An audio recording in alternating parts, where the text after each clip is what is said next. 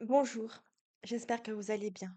Aujourd'hui, je vais vous lire la suite de La condition humaine de Malraux, un extrait, Le don du cyanure.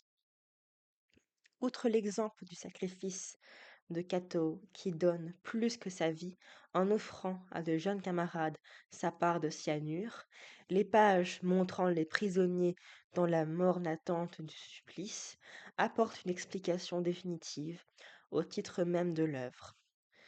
Tout au long d'une telle évocation, on songe, en effet, à la célèbre pensée de Pascal, qu'on s'imagine un nombre d'hommes dans les chaînes et tous condamnés à la mort.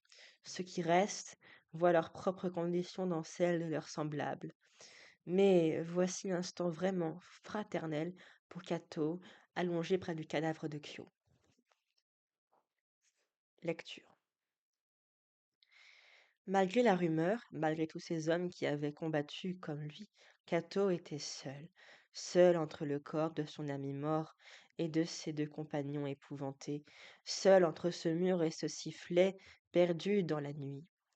Mais un homme pouvait être plus fort que cette solitude, et même peut-être que ce sifflet atroce. La peur luttait en lui, comme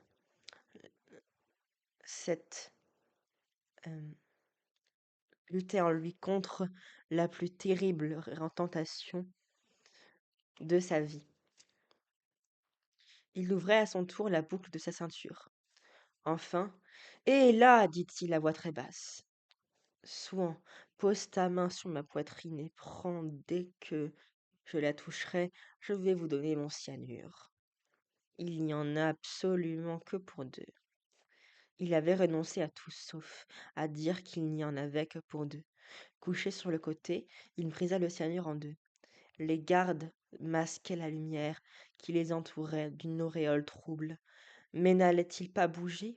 Impossible de voir quoi que ce fût, ce don de plus que sa vie. Cato le faisait à cette main chaude qui reposait sur lui, pas même à des corps, pas même à des voix.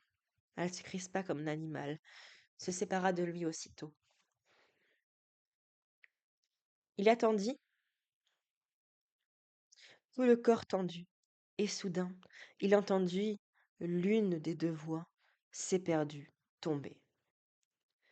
Voix à peine altérée par l'angoisse, comme si une telle catastrophe n'eût pas été possible, comme si tout eût dû s'arranger. Pour Cator aussi, c'était impossible. Une colère sans limite montait en lui, mais retombait, combattue par cette impossibilité. Et pourtant, avoir donné cela pour que cet idiot le perdît. Quand demanda-t-il. Avant mon corps. Pas pu tenir quand Souhan l'a passé. Je suis aussi blessé à la main. Il a fait tomber les deux, dit Souhan. Sans doute cherchait-il entre eux. Il cherchait encore entre Cato et Souhan, sur qui l'autre était probablement couché, presque couché, car Cato, sans rien voir, sentait près de lui la masse des deux corps.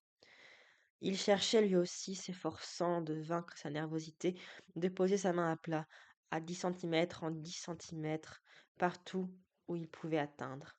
Leurs mains se frôlaient, leurs mains frôlaient la sienne. Et tout à coup, une des deux la prit, la serra, la conserva. Même si nous ne trouvons rien, dit une des voix. Cato, lui aussi, serrait la main, à la limite des larmes, pris par cette pauvre fraternité sans visage, presque sans vraie voix, tous les chuchotements de fraternité, ce fraternité sans visage, qui lui était donné dans cette obscurité, contre le plus grand don, ressemblant. Excusez-moi. Je vais redire la phrase. Cato, lui aussi, serrait la main, à la limite des larmes, pris par cette pauvre fraternité sans visage, presque sans vraie voix. Tous les chuchotements se ressemblent, qui lui étaient donnés dans cette obscurité, contre le plus grand don qu'il eût jamais fait, et qui était peut-être fait en vain. Bien que Swan continuât à chercher, les deux mains restaient unies. L'étreinte devint soudain crispation. Voilà. Ô résurrection! je vous lirai un autre extrait dans 4 jours. Merci à regarder. Au revoir.